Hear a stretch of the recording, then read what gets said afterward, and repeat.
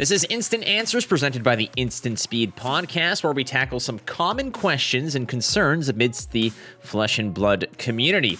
On this edition, we tackle legendary cards. They are pricey and very rare, so which should you be sinking your dollars into? Which legendary cards can you feel confident about investing, your coin into, that valuable cash you're holding on to? I'll give you my top 5 legendaries that you can feel confident investing in.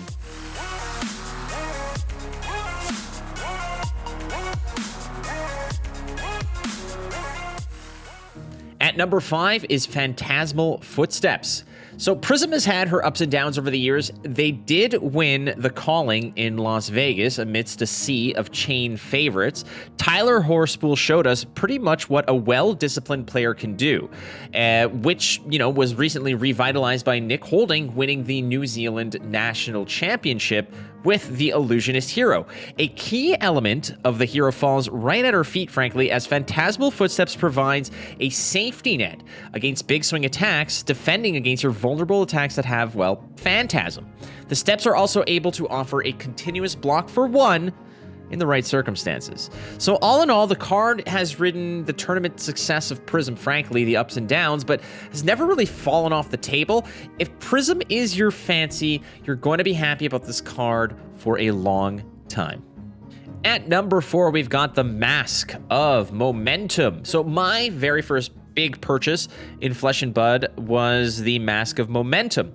Blocking for 2 is merely, the cherry on top of a delicious sundae that threatens card draw, and for an archetype that goes so wide that it needs an escort on the highway. The beauty of the card is the looming threat of drawing a card that could potentially create a chain reaction of bad news for those who don't really respect the mask. I am beyond confident that when it comes to class-specific equipment, Mask of Momentum dances the line from critical to so good that maybe it could have been banned. I'm not saying that it should be banned. I'm saying that it's really pushing up against that line. It is a critical piece to any ninja archetype. Now, as I write this, they just revealed the Mask of the Pouncing Lynx, which frankly is just not as good as Mask of Momentum. It is not going to replace Mask of Momentum. So if you like Ninja, Mask will always be the go-to headpiece.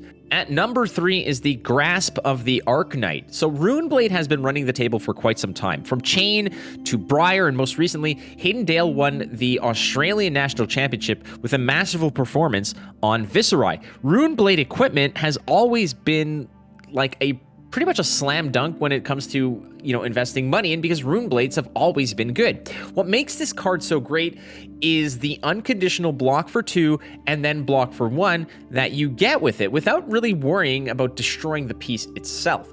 Battleborn eases the stress of tossing the gloves out there to soak damage, and the generation of a Rune Trant is a really good way to divert some of that pitch resource if your turn is maybe not as clean as you might like. So Grasp sees play in basically all Runeblade decks generally, and Runeblades have historically been major threats on the meta. So given that Runeblades have the spotlight for the past year or two, new powerful Runeblade equipment might be a little ways away. You can really feel confident about picking up this card despite the price tag, as it'll be relevant and useful for quite some time.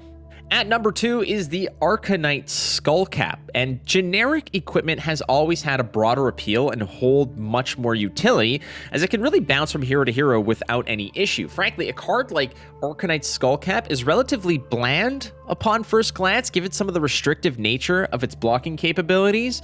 The reason this card is at number 2 is its versatility. It fits any head in the game and can soak up to 3 damage while offering a safety net against arcane damage.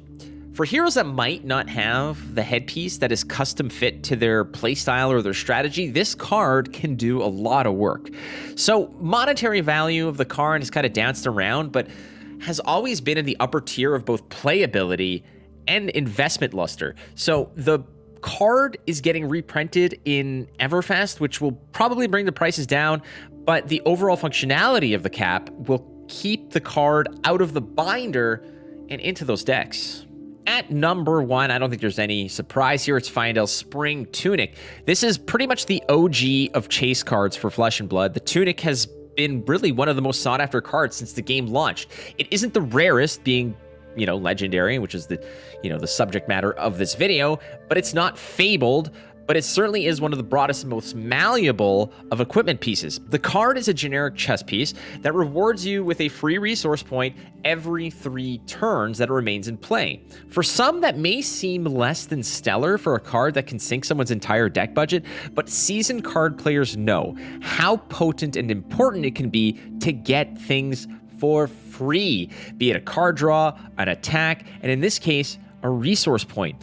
The card got a reprint in Crucible of War, the Krunic, and copies of it are frankly, they're available. They're not that scarce. It's readily available for players looking to, drop the cash on it. There are very few decks that wouldn't benefit from a Tunic. And if you're still building a collection, this is a skeleton key of a chess piece that will pay dividends beyond the 1 defense. You will not regret owning this card.